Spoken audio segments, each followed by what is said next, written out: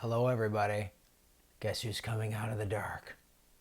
The political vigilante. My name is Graham Elwood. I really appreciate you taking the time to come watch this, to pay attention, to not watch the jackwagons on corporate media spew nonsense and then you gobble it up and you pick one of the professional wrestlers, the Republican or the Democrat, and you think they're going to be different. They're not. But Americans are starting to wake up because you're getting your information here. You're getting it at, other places. Jimmy Dore, wherever, Kyle Kalinske. You're getting news other places. You're watching Abby Martin. You're reading Disobedient Media. You're reading Caitlin Johnstone. You're getting other sources of information that are waking you up to the reality. And you know what? When it's starting to, because I think since so many of us, I'm one of them, jumped in, got more involved after the 2016 election. I was kind of politically active and astute, but not the way I am now. And what's happening? This is an article in the LA Times. America is falling out of love with billionaires, and it's about time. I'm all for it. People are waking up because people are having a hard time paying their bills. 60% of Americans don't have $1,000 in savings. So you're sitting there and you're watching the news and the economy's great and the stock market and boom, boom, boom. And you're sitting there going, well, I got $300 in my checking account and I got $1,500 worth of bills. What am I going to do? I'm wearing the same shoes I've had for 2 years or whatever. This is what you're saying. I'm driving a car that's 10 years old. And then they tell you, well, you just need to work harder. Oh, really? Wait tables, drive for Uber. I'm doing 2 to 3. I'm not working hard enough. People are catching on. And you got people like Ocasio-Cortez calling this out and saying we need to tax the rich. You got to call them out. Since the Reagan administration, the political establishment has strived to convince Americans that extreme wealth in the hands of a small number of plutocrats is good for everyone. And you still see it. You still people on social media like, oh, when I did my story or when I was going after Kamala Harris for taking money from Steve Mnuchin, I got some people telling me, oh, you shouldn't have, it's your fault you lost your house. Because we've been trained by this is good. Plutocrats are great. And the trickle-down theory, right? That's a good theory. It helps everybody. So if you didn't succeed, it's not that the system's broken, that it favors the rich. It's that I must have screwed up. I must have failed in some capacity. I must have failed. It must have been my fault for a global economic crisis that was created by the banks and bailed out by governments. That makes sense, doesn't it? Especially when you say it out loud. We had the trickle-down theory, the rechristening of the wealthy as job creators and their categorization invariably as self-made. They always say we're self-made. I'm a self-made billionaire. No, you weren't. The system was created. Your dad gave you $1 million. Give me a break. Then you had all this money, these VC, venture capitalists, idiot weasel parasites, gave you a bunch of money. You figured out how to exploit labor. Shut up. Shut up.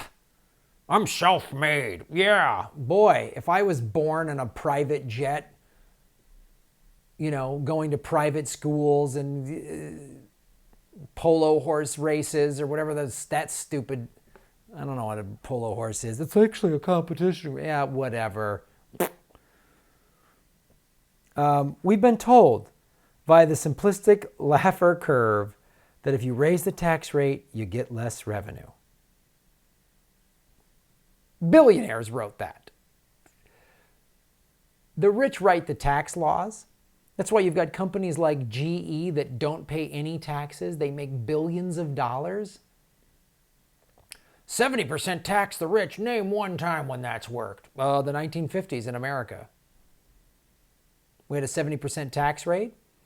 We had the highest number of union employees. We had the most banking regulation.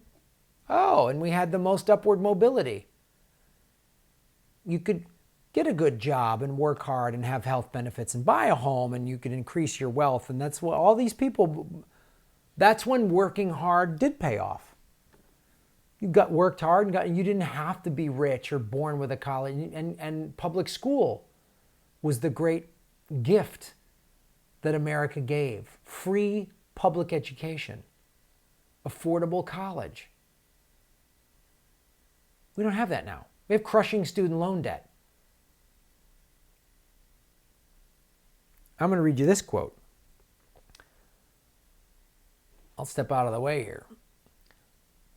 The love of money as a possession is somewhat disgusting morbidity, one of those semi-criminal, semi-pathological propensities. John Maynard Keynes, 1928. He was that economist.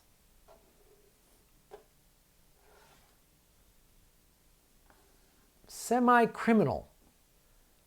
Especially since the 80s, the Me Too generation. Buy, me. Trump's from that generation. The Clintons are from that generation. About 5 to 10% of that generation fall in like the Bernie Sanders group. Actually fight the good fight their whole lives. Like Jill Stein, fighting the good fight their whole lives. And then called Kremlin puppets or whatever. These are the main subtexts of the arguments, all of which show up in the email box whenever I write about wealth and taxation. First, the extreme wealth of the few creates wealth all along the income scale for the masses. No, wrong. Because it doesn't trickle down. They don't like give all their, like Jeff Bezos was forced by Bernie Sanders and others to up his pay to $15 an hour. And Bezos was smart enough to do that, and good for his employees for getting $15 an hour, but let's be real clear here. Bezos did that so that he didn't have to pay a $25 union wage with union benefits. He crunched those numbers and went, ooh, let's just pay $15 and then we'll look like we're doing the right thing and they'll shut up about unionizing. Because Bezos could do that. He could give all of his employees a minimum salary of $25 an hour plus full benefits, and he wouldn't lose anything. He'd still be able to fly around in his $75 million Gulfstream. Instead of being worth $158 billion, he'd be worth, $140? Boo. How can he survive? Well, let me go back to these other things. Second, it's immoral. Confiscatory to soak the rich via taxation, at least above a certain level that never seems to be precisely defined. Oh, God. It's immoral to tax the rich. You know, a rich person wrote that. They're sitting in a country club, having a $25 martini going, it's immoral. I mean, polo horses don't feed themselves. And third, if we torment the wealthy with taxes, they'll pack up their wealth and leave us. Whether for some more accommodating nation on earth or some Ayn Randian paradise. Yeah, go. They've already shipped all their money over, the Cayman accounts and all this other nonsense because they write the laws. They buy the politicians to write the laws for them. They have all these horrible think tanks that just come up with policy that benefits billionaires. If it benefits a billionaire, it screws you and me over. I guarantee you that. Well, if a Democrat gets in office, they're going to take my taxes. No, they wanted to. Ocasio-Cortez has been very skilled at saying, I want to tax people that make $10 million or more a year. You work hard, you start making a decent six-figure income, 200, 300, 400 grand, good. You shouldn't have to pay this 70% tax. Because let me tell you something. If you're making $10 million a year and then they take 70%, that means you only have $3 million a year to live on. I mean, I don't know how you live on that. I guess you got to start, I don't know, drinking your own urine or eating cockroaches or something. $3 million a year, I don't know how you live on that. I really don't. What a filthy world. Multimillionaires and billionaires love to describe themselves as self-made, but the truth is that every fortune is the product of other people's labor. The minimum wage workers overseas who assemble Michael Dell's computers, or the low-wage baristas in Howard Schultz's Starbucks stores, or the taxpayers who fund the roads, bridges, and airports that help keep their businesses profitable. Now, we've talked about MMT, and I have a whole playlist of MMT if you want to get more knowledge about that. There's money to pay for everything regardless of what we tax the wealthy. But we need to tax the wealthy because it's immoral that they're not taxed. It's immoral that these corporations don't pay any tax. I have a corporation and I have to pay tax. So they need to pay tax.